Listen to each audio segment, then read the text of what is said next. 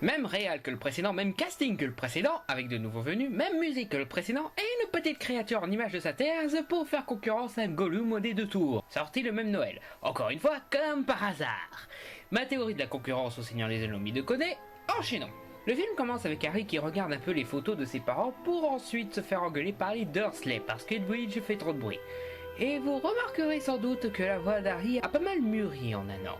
Donc à 12 ans, Harry a déjà perdu sa voix d'enfant et pourtant à 16 ans, Justin Bieber a toujours sa voix de fillette. No comment. Je te préviens, si tu ne fais pas taire ce maudit oiseau, il faudra qu'il parte. Mais elle s'ennuie à mourir. Si je pouvais la laisser sortir, ne serait-ce qu'une heure ou deux. C'est ça, pour que tu envoies des messages secrets à tes amis bizarres. Non, monsieur. Mais je n'ai reçu aucun message. D'aucun de mes amis. Pas un. De tout l'été. Qui voudrait être ami avec toi? Oh bah, des gens qui ne sont pas des connards par exemple. Non mais tu dois pas savoir ce que c'est. Et puis, qu'est-ce que Vernon en a à foutre des fréquentations d'Harry vu qu'il peut pas le blairer? C'est pas comme s'il s'inquiétait pour son éducation parce qu'il veut qu'il finisse bien ou quoi, hein? J'aurais espéré un peu plus de gratitude. Nous t'avons élevé depuis le berceau, nous t'avons nourri à notre propre table. Nous t'avons fait dormir dans un placard pendant 11 ans, privé d'eau et de bouffe pendant des années, forcé à faire des tâches d'esclave, traité comme un monstre, fait en sorte que t'ailles pas à l'école, accusé à tort quand un courant d'air nous fait perdre l'équilibre, et frappé environ 4000 fois. Ah, et nous t'avons rien offert pour ton anniversaire au Noël depuis ta naissance. J'aimerais un peu de gratitude pour ça. Nous t'avons même donné la seconde chambre de Dudley, uniquement parce que nous avons bon cœur. Attends une minute, ce petit con a 2 chambres à lui tout seul et vous avez préféré mettre Harry dans un placard? À quoi ça lui sert d'avoir 2 chambres de toute façon? Tu sais quoi? Je vais mettre un autre clip.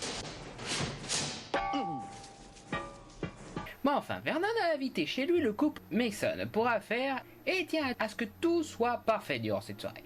Donc Harry doit rester dans sa chambre pour cacher le fait qu'il pratique l'esclavage. Mais Harry découvre dans sa chambre Gollum, je veux dire Dobby, joué par Toby Jones, qui est sur l'affiche juste pour indiquer à ceux qui avaient prévu de voir les 2 tours « Regardez, nous aussi on a un machin en image de synthèse, sauf qu'il est plus mignon !»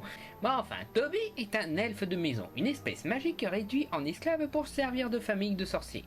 Insérez votre blague sur l'apartheid si vous avez assez d'humour noir en réserve ici. Il est venu sans que ses maîtres le sachent pour prévenir Harry qu'un grand danger l'attend s'il revient à Poudlard. Mais il ne tient pas à dire quoi, ou qui est derrière tout ça, ou même dire du mal du sorcier qu'il sert, sinon il s'automutile. Ouais, ce film a quand même des moments dark, hein. Mais enfin, il s'avère que Dobby attire plus de problèmes qu'autre chose, en empêchant les lettres que les amis d'Harry lui ont envoyées d'arriver durant l'été, soi-disant pour lui enlever l'envie de revenir, mais je trouve ça un petit peu petit, et en lançant un sort pour envoyer le gâteau de la soirée sur les Mason, parce qu'Harry veut retourner à Poudlard malgré le danger. En même temps, j'irai dans cette école même si Laurie faisait un concert pour ne plus voir les Dursley. Bon enfin, Harry n'arrive pas à empêcher le gâteau d'atterrir sur les invités et ces derniers découvrent donc que les Dursley pratiquent l'esclavage. Donc apparemment le contrat n'aura pas lieu. Donc pour le punir, Vernon enferme Harry dans sa chambre pour l'empêcher de retourner à Poudlard. Donc je me permets de questionner la logique d'un débile mental en demandant pourquoi? S'il va à l'école, tu en seras débarrassé pendant 9 putains de mois. Et plus vite il fera son éducation, plus vite il pourra vivre sa vie hors de ta famille de merde, et tu le reverras plus jamais. Sur ce coup, tu m'énerves tellement que je prends un clip un peu plus violent cette fois. Mais enfin, l'enfermer n'est pas la meilleure idée, vu que Ron, Fred et George viennent le sauver à bord de leur voiture volante. Salut Harry.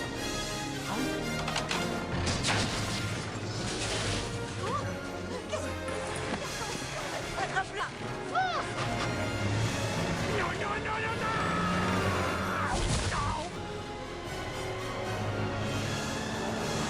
Les Weasley ramènent Harry chez eux, où on voit pas mal de trucs magiques sympatoches, notamment une horloge indiquant où se trouvent les membres de la famille.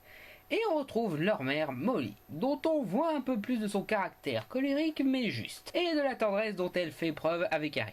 Vos lits vides, pas le moindre mot, plus de voiture. Vous auriez pu vous tuer, on aurait pu vous voir et... Oh, bien sûr, tu n'y es pour rien, Harry chéri. Harry chéri, tu l'as croisé que 2 fois et tu le considères déjà comme ton 5e fils. Mais enfin, ils déjeunent en famille et on retrouve aussi Ginny, qui n'est plus là pour un simple caméo.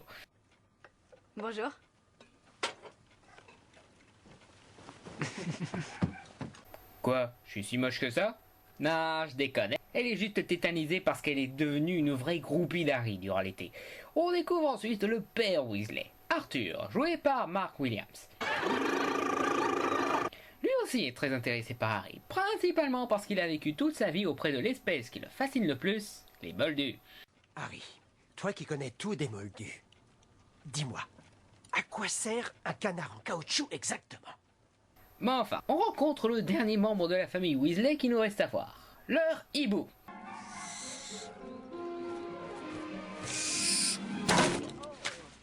Et ouais, je suis plus intéressé par ce hibou suicidaire que par ce fameux Bill Weasley, dont les fanatiques n'arrêtent pas de me casser les couilles avec, ça et son putain de mariage avec un autre personnage secondaire inintéressant qu'on a bien fait de virer de la grande partie des films. Mais enfin, le hibou amène la liste des fournitures scolaires de cette année, ce qui veut bien sûr dire retour au chemin de traverse. Cette fois via un autre moyen de transport, la poudre de cheminette. Montre. Vas-y. Chemin de traverse.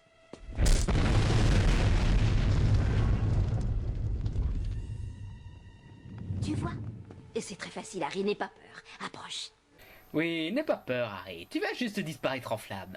Comme vous l'imaginez, ce moyen inquiète tellement Harry qu'il bafouille et dit chemin de travers, ce qui l'amène dans une sombre boutique dans une sombre rue. Heureusement, il tombe sur Hagrid qui l'accompagne à la rue de traverse. Ouais, assez inutile comme scène. Si vous avez regardé les scènes inédites du film, vous saurez qu'à ce moment-là, Harry devait y voir pour la première fois le père de Draco Malfoy, Lucius, joué par le charismatique Jason Isaac. Seulement, son autre première entrée marche mieux, et cette scène supprimée n'apporte pas grand-chose au final. En tout cas, pas grand-chose qu'on ignorerait durant le reste du film. Donc, ouais, très inutile comme passage. Mais enfin, retour au film. Harry et Hagrid arrivent chez le libraire du chemin de traverse où ils retrouvent Hermione. Peut-être qu'elle a amélioré son jeu d'actrice durant les vacances. Harry, Hagrid. Bonjour, Hermione. Oh, je suis contente de te voir. Moi aussi, je suis contente de te voir.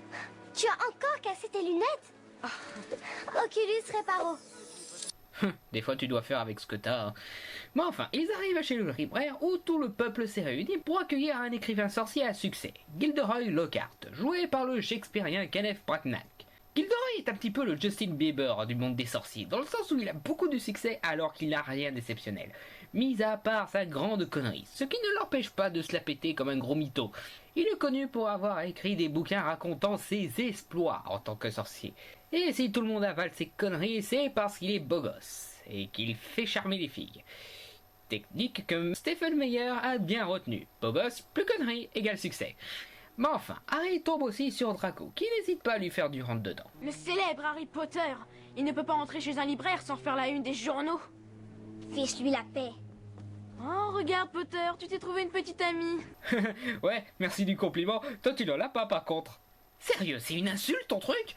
Mais enfin, on rencontre pour la première fois, à peu près, le père de Drago, le charismatique et classe Lucius Malfoy.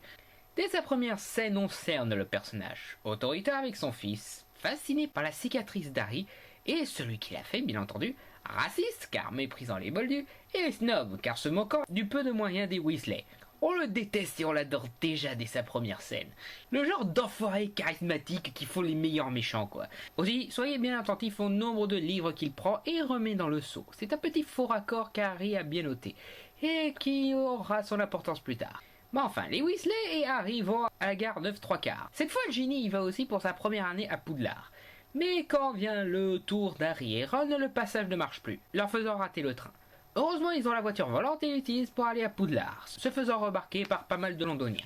Heureusement, ils ont la possibilité de rendre la voiture invisible. Chose qu'ils auraient pu faire avant. Mais bon, ils n'ont pas beaucoup de temps, donc je suppose qu'ils n'ont pas fait attention. Mais enfin, ils essayent de rattraper le train. Tu as entendu? Il doit juste être devant nous. Attends voir.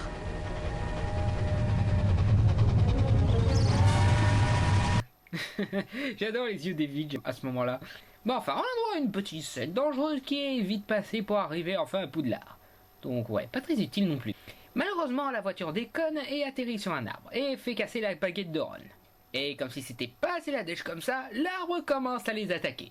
Oui, mesdames et messieurs, je vous présente le Sol Cogneur.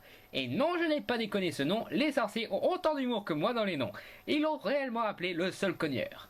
Une fois sorti de la situation, la voiture se dit finalement « Oh et puis merde, je me casse !» et lâche Harry, Ron, Edwige et le rat de Ron, Croutard, ainsi que le reste des affaires pour s'enfuir et espérer de plus revivre cette expérience. Ouais, parce que dans ce monde, les objets peuvent aussi en avoir marre.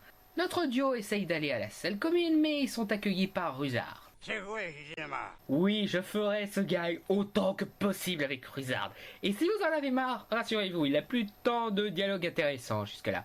Mais enfin, Rusard les emmène auprès de Rogue pour qu'il se fasse engueuler pour avoir risqué de révéler aux Moldus l'existence du monde des sorciers et avoir abîmé le sol connu. Mais avant qu'ils puissent les renvoyer, Dumbledore et McGonagall arrivent pour pouvoir régler cette histoire de façon juste, avec juste une retenue. Donc après ça, tout reprend son cours normal à Poudlard. On découvre le cours de botanique, où ils étudient les mandragores, une créature plante qui peut guérir les personnes pétrifiées, mais aussi tuer avec leurs cris. Heureusement, ils ont que des enfants mandragores, donc leur cri ne fait qu'assommer les gens. Vous tenez votre mandragore d'une main ferme, vous la tirez d'un coup sec hors de son pont.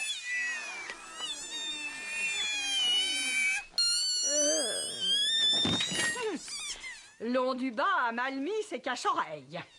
Non, madame, il s'est évanoui. Ouais, eh bien, laissez-le là. Ouais, encore une fois, les débuts de Neville ne montrent pas vraiment pourquoi je l'adore. Vous verrez plus tard. On retrouve aussi Nick quasi sans tête ainsi qu'un nouveau Gryffondor, Colin, un passionné de la photographie. On découvre aussi un des moyens de communication utilisés par les sorciers, la beuglante. Une lettre qui s'amine pour dire ce qui est écrit dans le ton approprié. Une fois, je n'ai pas ouvert une de ma grand-mère. Ça a été horrible. Ronald Weasley! Comment as-tu osé voler cette voiture? Je suis véritablement indigné! Si jamais tu refais un seul pas de travers, tu reviens tout de suite à la maison! Oh, quant à toi, Ginny chérie, bravo pour ton admission à Gryffondor. Ton père et moi sommes très fiers.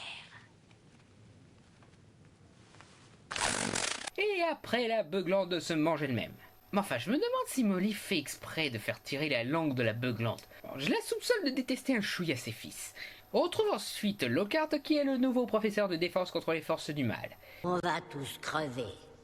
L'année dernière, ça n'aidait pas trop d'avoir un mage noir qui racontait sûrement des conneries pour que les enfants ne puissent pas se défendre contre les forces du mal, mais au moins il s'y connaissait en forces du mal. Et on pouvait simplement faire le contraire de ce qu'il nous enseignait, quoi. Là, on a un prof qui est sûrement la plus chochotte que la couverture de Quirrell, quoi. Mais qui en plus fait étudier son sourire de psychopathe pris on ne sait comment par le sourire d'un ange, plus que de la magie dans son cours.